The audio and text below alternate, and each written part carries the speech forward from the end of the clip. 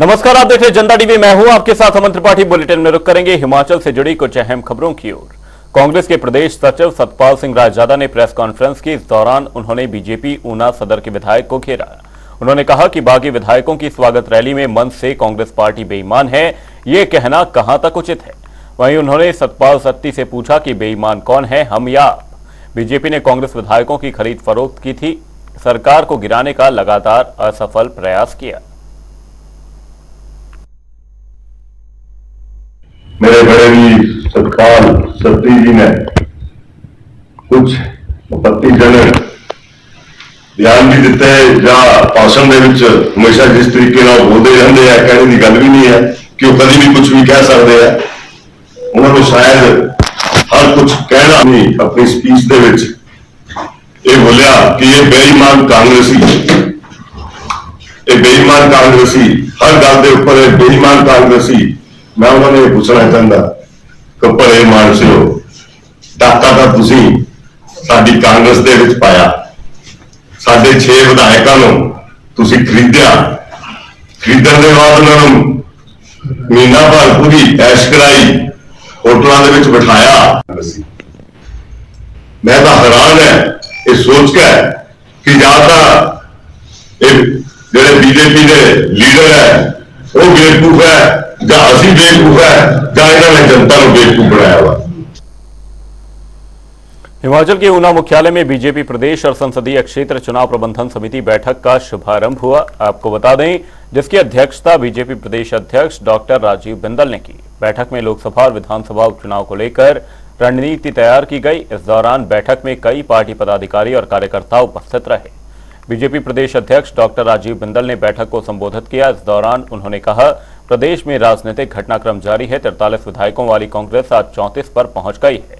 ये बहुत बड़ी बात है। ये केवल मात्र इसलिए संभव हुआ क्योंकि हिमाचल की कांग्रेस सरकार में घुटन का माहौल है। अभी 6 या 9 विधानसभा सीटों पर उपचुनाव होने वाले हैं। इस बैठक में हम संकल्प लेते हैं कि हम 9 की 9 विधानसभा उपचुनाव जीतेंगे। प्रदेश की सरकार और प्रदेश कांग्रेस पार्टी की स्थिति के ऊपर भी आपके माध्यम से चर्चा करें।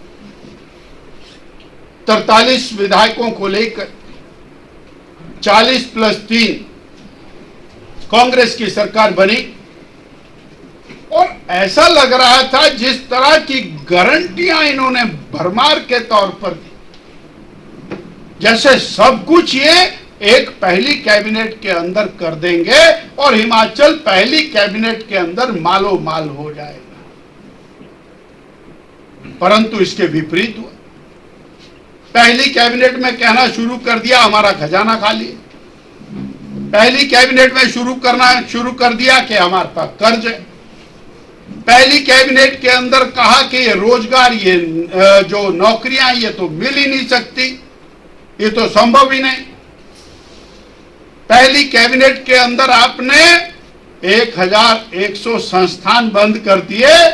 वो पहली कैबिनेट कहर बन के हिमाचल प्रदेश की जनता के ऊपर आई।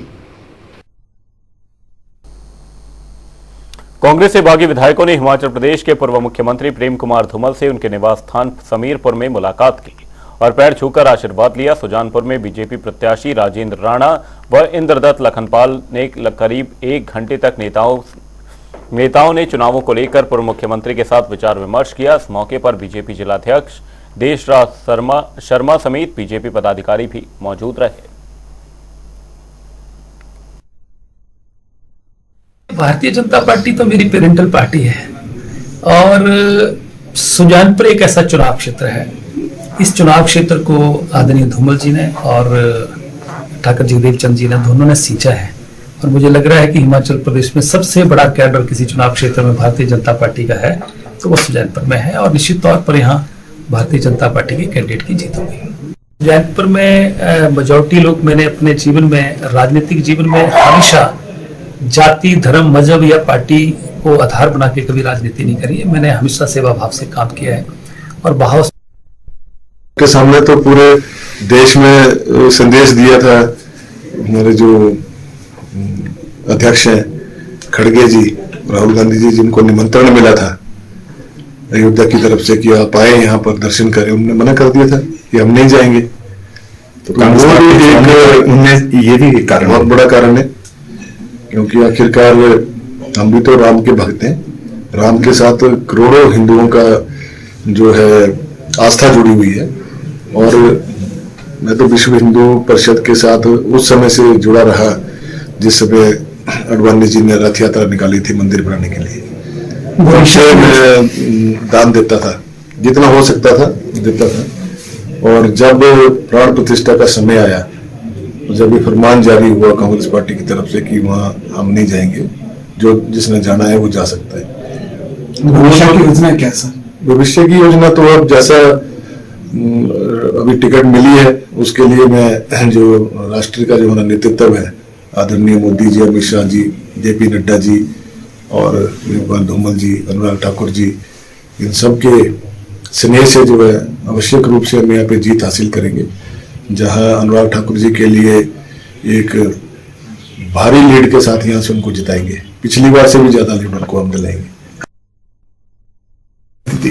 कोई व्यक्ति अपना परिवार बढ़ता हुआ देखकर पसंद होता है, और लोकतंत्र में तो जितना परिवार बढ़े उतनी शक्ति बढ़ती है। ऐसे परिवार नियोजन करते हैं, लेकिन लोकतंत्र में गिनती का महत्व है। तो जितने लोग आए और विचारधारा से प्रभावित होकर आए, उनका सदा स्वागत, इन दोनों का भी स्वागत है। अच्छी बात है कि लोकसभा और विधानसभा का चुनाव इकट्ठा हो रहा है। मेरी तो मांग है कि सारे देश में चुनाव, लोकसभा, विधानसभा और पंचायत से पार्लियामेंट तक एक गाँव में एक दिन में होना चाहिए। हमीरपुर में केसीसी बैंक के अध्यक्ष कुलदीप पठानिया ने प्रेस कॉन्फ्रेंस की। इस दौरान कांग्रेस से बागी विधायकों और बीजेपी पर जमकर निशाना साधा। उन्होंने कहा कि कांग्रेस से बागी विधायकों का बीजेपी इस तरह से स्वागत कर रही है जैसे कोई अच्छा कार्य किया हो। उन्होंने कहा कि इस तरह का प्रकरण करने वालों की भी बीजेपी में पूजा की जाती है। ये बात आज मालूम हुई है। विधायकों के प्रकरण से पूरे हिमाचल प्रदेश की जनता आहत हुई है।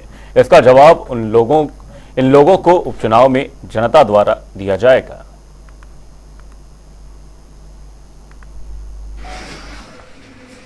अब ऐसा है, अब जब भी घर को छोड़ के चले गए, इन्होंने अपनी सफाई में अपनी किए हुए कृत्य के ऊपर तो कुछ ना कुछ बोलना ही है कि गए कैसे, समय नहीं मिला मान लो। लेकिन जो जनरल काम है हमीरपुर जिले में है, चाहे हमारा ये बस अड्डा था या जो इलेक्ट्रिक बसों का डिपो था या गोंड का बस अड्डा था या नदौन का बस अड्डा था या हमारे चरणपुर के बस अड्डे में भी मतलब उसमें प्रयास हुआ, लेकिन कुछ टेक्निकली फाल्ट रहे। और दूसरी ये चीज़ें थी, चाहे होटल का था, चाहे बात मतलब इरिगेशन विभाग का था, ऐसा नहीं लगता है। लेकिन अपनी चीज को उचित करना वो उनकी है। धर्मशाला पूर्व मेयर नगर निगम देवेंद्र जग्गी ने प्रेस कॉन्फ्रेंस के दौरान उन्होंने पूर्व विधायक पर जमकर निशाना साधा। उन्होंने कहा कि जोरावर मैदान में लोगों की भीड़ एकत्रित करने के लिए जी तोड़ लालच देने का भी काम किया गया है, लेकिन महिलाएं और लोग अब उनके बहकावे में नहीं आने वाले। जग्गी ने कहा कि कांग्रेस के पूर्व विधायकों को सम्मान दिया गया, जबकि पूर्व विधायक ने उपचुनाव और लोकसभा चुनावों में कांग्रेस और जनता को पीठ दिखाई।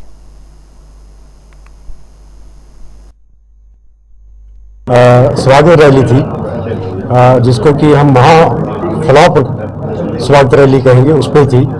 और क्योंकि धर्मशाला के लोगों को बड़े प्रलोभन दिए गए थे उसमें रैली में आने के लिए, उन प्रलोभनों को नकारते हुए धर्मशाला के लोगों ने इस स्वागत रैली का विरोध किया है, वहाँ पे वो नहीं पहुँचे हैं।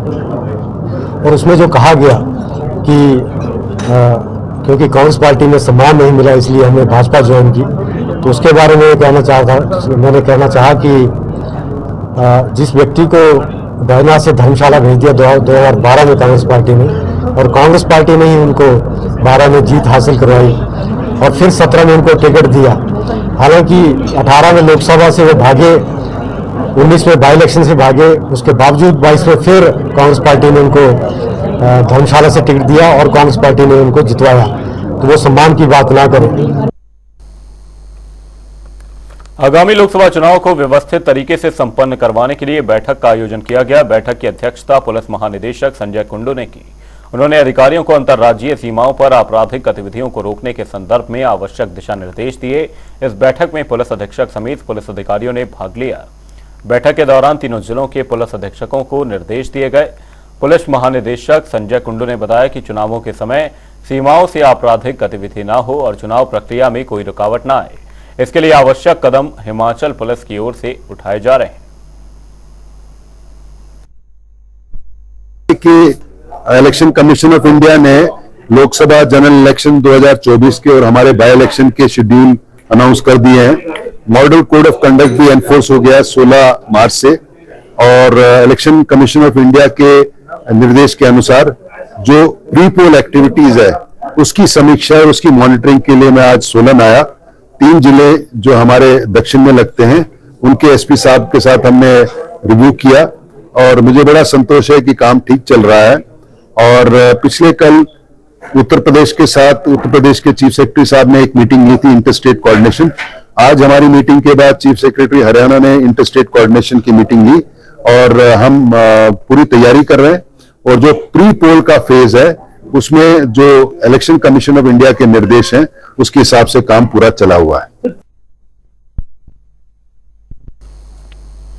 बीकेएल कबड्डी प्रो लीग के अध्यक्ष हरप्रीत सिंह ने प्रेस कॉन्फ्रेंस के दौरान उन्होंने बताया कि कबड्डी प्रो लीग अप्रैल महीने लुधियाने में होने जा रही है। इसमें हिमाचल प्रदेश की 6 टीमें भाग ले रही हैं। उन्होंने कहा कि इस कबड्डी प्रो लीग के लिए हिमाचल प्रदेश से 100 से अधिक खिलाड़ियों का चयन किया गया है। बीकेएल कबड्डी प्रो लीग के अध्यक्ष हरप्रीत सिंह ने बताया कि सभी खिलाड़ियों का ट्रायल सितंबर महीने में धर्मशाला में किया गया था। इसमें हिमाचल से 2-2 महिला व पुरुषों की टीमें भाग लेंगी। सिंह ने कहा कि महिला की कबड्डी प्रतियोगिता अप्रैल के आखिरी सप्ताह में करवाई जाएगी, जिसका समापन 6 दिनों में हो जाएगा, जबकि पुरुषों की प्रतियोगिता मई-जून में करवाई जाएगी। कबड्डी लीग बना, फिर वो बन गया बीकेएल कबड्डी लीग। तो इसका जो टाइम पीरियड था वो हमने दिसंबर में इसको जो लीग को करना था, मगर किसी कारणवश जो है हमें उसको शिफ्ट करना पड़ा। तो उसका जो फाइनल डेटों का जो सिलसिला वो तो हो चुका है, मगर उसका जो एक मंथ जो है डिसाइड हुआ, अप्रैल में जो है लड़कियों की एंड में जो है लीग होगी, मई और जून में जो है लड़कों की लीग होगी। कितनी टीमें जो है इसमें पार्टिसिपेट करेगी और वेन्यू कहाँ पे ये लीग होगी? सर इसमें जो इसमें टीमें हैं वो सिर्फ 6 टीमें हैं, जिसमें से दो टीमें हिमाचल की जो बिक गई हैं, लड़कों की और लड़कियों की 4 टीमें टोटल बिक चुकी हैं। तो उसमें जो फाइनल वेन्यू इसका जो है लुधियाना जो है डिसाइड हो चुका है। हिमाचल में क्यों नहीं करवा पा रहे हैं? सर हिमाचल में कारण मैं स्पष्ट कर दूं सभी को कि हिमाचल में हमारे पास एक तो वेन्यू नहीं है, दूसरा हमारे पास स्ट्रक्चर नहीं है। यहाँ पे अगर लीग ऑर्गेनाइज करवानी हो तो हमें जो है बड़ी जो है चीजें देखनी पड़ रही है, तो वो कारणवश जो है हमें यहाँ से शिफ्ट करना पड़ा। तो ये जो खिलाड़ी है आपने किस आधार पे इनको चूज किया है? कोई ट्रायल? सर इनका ट्रायल हुआ था हमीरपुर में, जो कि लाइव हुआ था, जिसके आधार पर जो है हमने इनको चूज किया है। मंडी संसदीय सीट से बीजेपी प्रत्याशी कंगना रनौत के खिलाफ अभद्र टिप्पणी मामले में कंगना की माता ने बयान दिया है। आशा रनौत ने कहा कि कांग्रेस नेता के घर में भी बेटी है, वो खुद एक महिला है। अगर उनकी बेटी को कोई ऐसा कहे तो जो दुख तकलीफ वेदना उनके मन में होगी वही वेदना मेरे मन में है। कुछ लोग पार्टी में गंदी सोच के होते हैं, इस वजह से हम पार्टी में सबको बुरा नहीं बोल सकते।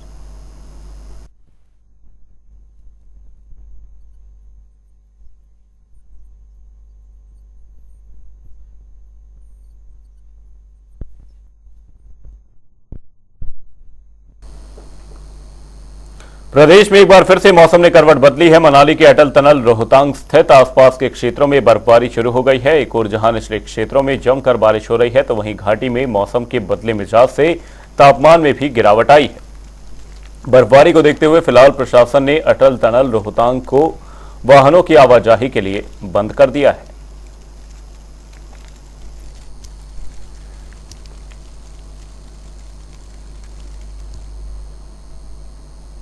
हमीरपुर में बीती रात से रुक रुक कर बारिश हो रही है, जिस वजह से तापमान में भी गिरावट दर्ज की गई है। तूफान के कारण कुछ स्थानों पर विद्युत आपूर्ति भी बाधित हुई है। बारिश होने से लोगों को गर्मी से भी राहत मिली है, वहीं ठंड फिर से लौट कर आ गई है। लोगों को गर्म कपड़े पहनने पर फिर से मजबूर होना पड़ा है। वहीं किसानों की माने तो गेहूं की फसल पर अन्य सब्जियों के लिए बारिश लाभदायक सिद्ध होगी। गेहूं की फसल के लिए बारिश लाभदायक है। देर रात से ही रुक रुक कर बारिश हो रही है। आपको बता दें, तापमान में इस दौरान भारी गिरावट दर्ज की गई है। वहीं कुछ स्थानों पर विद्युत आपूर्ति भी बाधित हुई है। आपको बता दें, लोगों को इस दौरान गर्मी से राहत मिलती नजर आई। वहीं तापमान में गिरावट दर्ज की जा रही है। वहीं गेहूं की फसल के लिए बारिश लाभदायक है। नेता प्रतिपक्ष जयराम ठाकुर ने प्रदेश सरकार पर निशाना साधा। उन्होंने कहा कि राज्यसभा चुनाव के बाद मुख्यमंत्री सुक्खू के कारण ही ये परिस्थितियां प्रदेश में बनी हैं, क्योंकि उनके कामकाज के तौर तरीकों से खुश न होकर न विधायक हैं और न ही कांग्रेस संगठन। कांग्रेस के लोग ही उनके काम पर सवाल उठा रहे हैं। ऐसे में बीजेपी को दोष देना कांग्रेसी नेता बंद करें। उन्होंने कहा कि मुख्यमंत्री के कारण कांग्रेस प्रदेशाध्यक्ष प्रतिभा सिंह ही चुनाव लड़ने से दूर भाग रही हैं। कह रही हैं कि काम न होने से कार्यकर्ता नाराज हैं। उनके कैबिनेट सहयोगी ही इस यारों की सरकार से परेशान हैं और रोते हुए कैबिनेट से बाहर भाग रहे हैं। 3 निर्दलीय विधायकों ने भी इस सरकार के दमन से तंग आकर 1 सप्ताह पहले इस्तीफा दे दिया, लेकिन विधानसभा अध्यक्ष ने उसे स्वीकार नहीं किया। अब पता चला है कि सरकार बचाने के लिए वे भी विदेश भाग गए हैं, जबकि इधर इस्तीफा स्वीकार होने की निर्दलीय विधायक राह देख रहे हैं।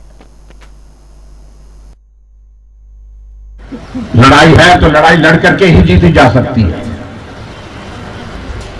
हम उसके बारे में सोचते रहे, कल्पना करते रहेंगे कि हम जीतेंगे, वो संभव नहीं हो सकता है। 15 महीने हिमाचल प्रदेश की सरकार के पूरे हो गए और सरकार के 15 महीने के कार्यकाल में आपने इस बात को देखा होगा कि हम ही नहीं कह रहे हैं, कांग्रेस के लोग कह रहे हैं, कांग्रेस के नेता। ना जनता खुश है, ना विधायक खुश है, ना कांग्रेस के नेता खुश है और यहां तक कि कांग्रेस पार्टी की अध्यक्षा भी इस बात को कहती हैं कि चुनाव में जाएंगे तो जाएंगे कैसे, काम तो हुए नहीं। मंत्रिमंडल से मंत्री त्याग पत्र दे करके बैठे हुए, मंत्रिमंडल से मंत्री रोते रोते कैबिनेट की मीटिंग छोड़ करके निकल रहे। और जब कांग्रेस की ओर से इस प्रकार का जिक्र करने की कोशिश होती है कि जो कुछ भी हिमाचल प्रदेश में राजनीति में हो रहा है वो भाजपा के कारण हो रहा है, मैं समझता हूं ये बिल्कुल सिरे से हम इस बात को खारिज करते हैं। वो गलत बात है। जो कुछ भी हो रहा है अपने उनके काम करने के तौर तरीके से हो रहा है।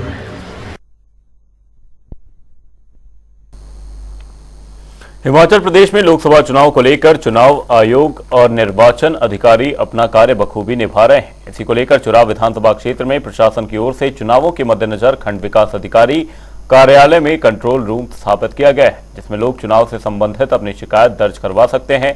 एसडीएम शशिपाल शर्मा ने जानकारी देते हुए बताया कि चुनाव आयोग की दिशा निर्देश के अनुसार कार्य किया जा रहा है। कंट्रोल रूम स्थापित होने से लोग अपनी शिकायतें समय पर दर्ज करा सकते हैं, जिससे उन समस्याओं का जल्द निपटारा किया जा सके।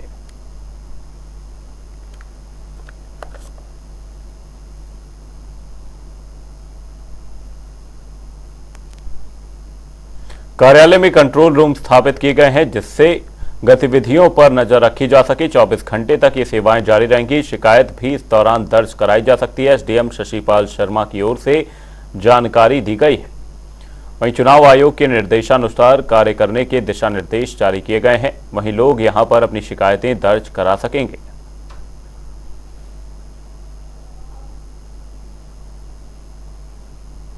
वहीं चुनाव आयोग इसी बीच बखूबी अपनी भूमिका निभाता हुआ नजर आ रहा है।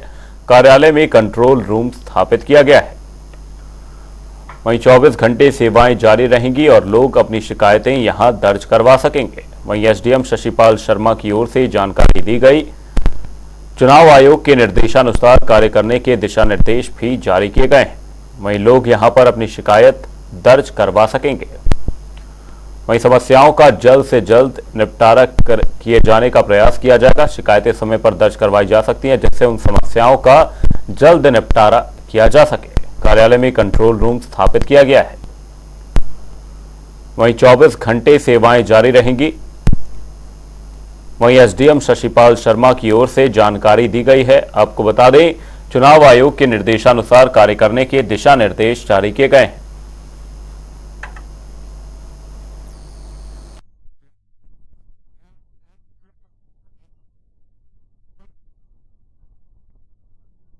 अपनी भूमिका निभाता हुआ नजर आ रहा है। आपको बता दें, कार्यालय में कंट्रोल रूम स्थापित किया गया है, जिससे कि ईवीएम तथा वीवीपैट मशीनों का प्रशिक्षण भी दिया जा रहा है। साथ ही यहां पर शिकायतें दर्ज करवाई जाएंगी, एसडीएम शशिपाल शर्मा ने जानकारी दी है। वहीं चुनाव आयोग के निर्देशानुसार कार्य करने के दिशा निर्देश जारी किए गए हैं। आपको बता दें, लोग यहां पर अपनी शिकायत दर्ज करवा सकेंगे। वहीं समस्याओं का जल्द से जल्द निपटारा हो सकेगा। साथ ही आपको बता दें, चुनाव आयोग द्वारा बखूबी अपनी भूमिका निभाए जाने की बात कही गई। वहीं कार्यालय में कंट्रोल रूम स्थापित किया गया है। वहीं 24 घंटे सेवाएं जारी रहेंगी और एसडीएम शशिपाल शर्मा की ओर से यह जानकारी दी गई है। सुजानपुर की पूर्व विधायक अनीता वर्मा ने राष्ट्रीय स्तरीय होली उत्सव के समापन के बाद प्रेस कॉन्फ्रेंस की। उन्होंने कहा कि सुजानपुर विधानसभा क्षेत्र से 2 बार जीतकर कांग्रेस की झोली में ये सीट डाली थी, वो एक कार्यकर्ता के तौर पर कार्य करती नजर आई हैं। आने वाले समय में जो कार्य पार्टी देगी उसे वो बखूबी पूरा करेंगी। देखिए, ये जो उपचुनाव है, ये उपचुनाव हमारे जो सीएम साहब हैं सुखविंदर सिंह सुक्खू और पीसीसी प्रेसिडेंट प्रतिभा सिंह, उनके नेतृत्व में होने हैं। तो जो भी वो निर्णय लेंगे कि कौन लड़ेगा, उसी के हिसाब से यहाँ की जो दावेदारी है वो कोई भी पेश करेगा और आगे आएगा। तो इसमें सारी उम्मीदें रखी हुई है कि सुक्खू जी ठीक निर्णय लें और अच्छा उम्मीदवार यहाँ पे खड़ा करें ताकि कांग्रेस यहाँ पे जीत जाए। बुलेटिन में फिलहाल के लिए सिर्फ इतना ही। कहीं जाएगा नहीं। जनता डी पर खबरों का सिलसिला रहेगा जारी। तब तक के लिए नमस्कार।